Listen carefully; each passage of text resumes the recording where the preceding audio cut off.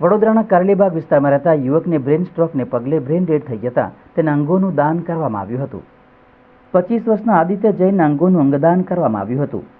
Police વિભાગ દ્વારા આ માટે ખાસ ગ્રીન કોરિડોર આપવામાં આવ્યો હતો અને ખાસ વાનમાં તેના અંગો લઈ જવામાં આવ્યા હતા.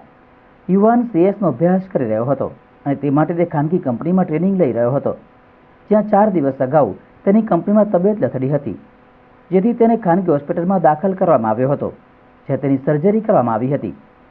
જે બાદ તે હોસ્પિટલમાં જ સ્વસ્થ થઈ રહ્યો હતો.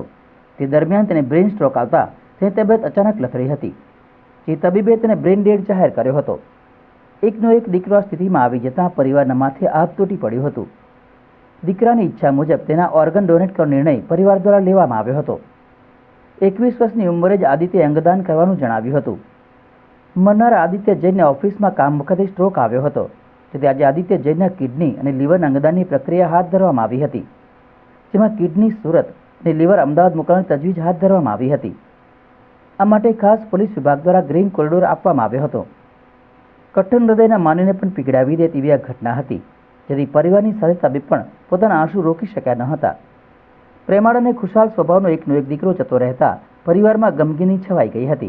ब्रेन डेड हो गया था उसका. उसके बाद हमने 48 घंटे उसको देखा था कि शायद कुछ चमत्कार या कुछ हो जाए, पर कुछ भी नहीं. उसके लंग्स भी खराब हो गए थे, हार्ट भी उसका नहीं था, ब्रीथिंग नहीं था. तो फिर डिसीजन तो क्या है, भगवान का आगे पे कोई डिसीजन नहीं.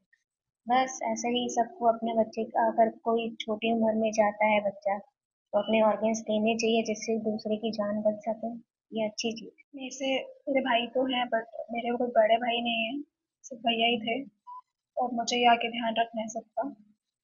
बाकी जैसा भैया का नेचर था, वो कभी ऑफ कोर्स वो तो चाहिए, वो तो मुझे पता था कि वो तो ऑफ कोर्स डोनेट करते ही, मतलब कि सबसे ज्यादा जेनरस और बहुत केयरिंग थे. उन्हें पूरी रिस्पॉन्सिबिलिटीज दी हुई थी. બેંકર્સમાં આવ્યા પછી MRI અને CT સ્કેનના રિપોર્ટમાં ખબર પડી કે જે તમારો હાર્ટનો ક્લોટ હતો એ બ્રેન સ્ટેમમાં જતો રહ્યો છે અને ત્યાંથી પછી એ સર્જરી કરવામાં આવી, ક્લોટને કાઢવામાં આવ્યો. 2 દિવસ પછી એને કોન્શિયસ બી થયો, રિકોગ્નાઇઝ કર્યા બધાને, બધા એની મમ્મીને, એના પપ્પાને, બધાને. અને 2 દિવસ પછી 25મી તારીખે પાછો એક સિવિયર સ્ટ્રોક આવ્યો એને, જેનાથી આખું એનું બ્રેન ડેડ થઈ ગયું, લંગ્સમાં પાણી ભરાઈ ગયું અને પછી કદી ઊભું ના થયું.